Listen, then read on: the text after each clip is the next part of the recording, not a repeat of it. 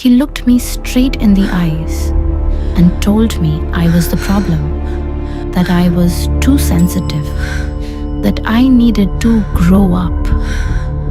But what he didn't realize was that moment would be the last time he ever got to speak to me like that again.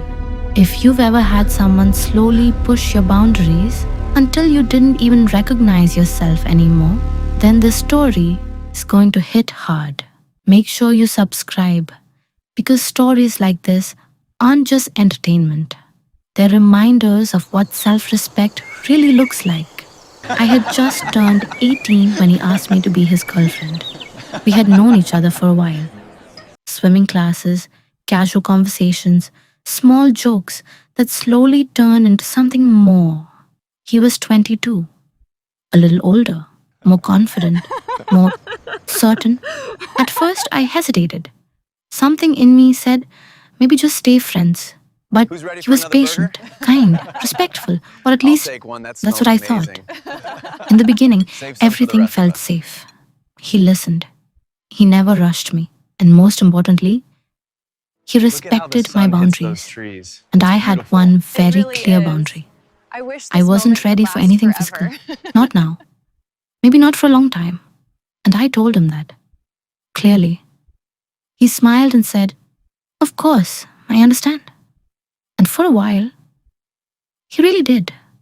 But slowly, something started to change. At first, it was small. Little comments. "You're overthinking. You're too sensitive. You need to relax." I laughed it off. I told myself it was nothing. But deep down, something didn't feel right.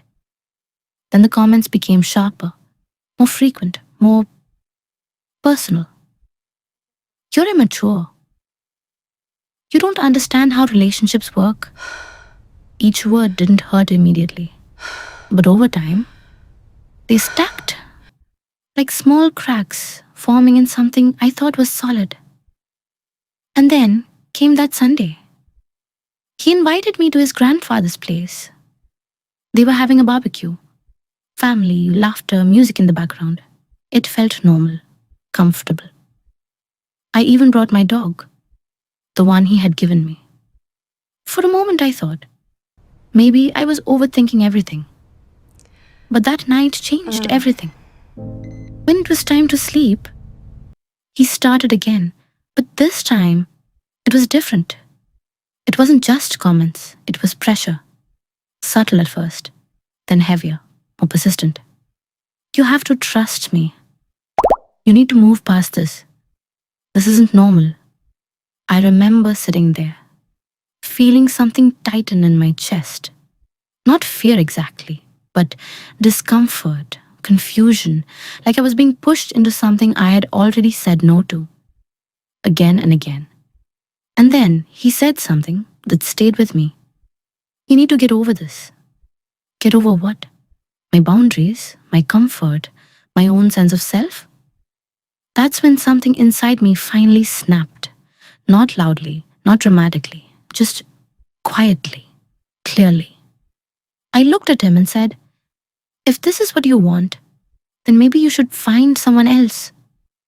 The silence that followed felt heavy, but not as heavy as what came next. He had been drinking, and suddenly, the calm, patient version of him disappeared. He looked at me and said something I'll never forget, something sharp, something meant to hurt. In that moment, I didn't even react. I just sat there, still, quiet. Like my mind was trying to catch up with what just happened. A few hours later, he came back, crying, apologizing, saying he didn't mean it, that he was drunk, that he loved me. But something had already shifted. Because apologies don't erase patterns. They don't erase how someone made you feel.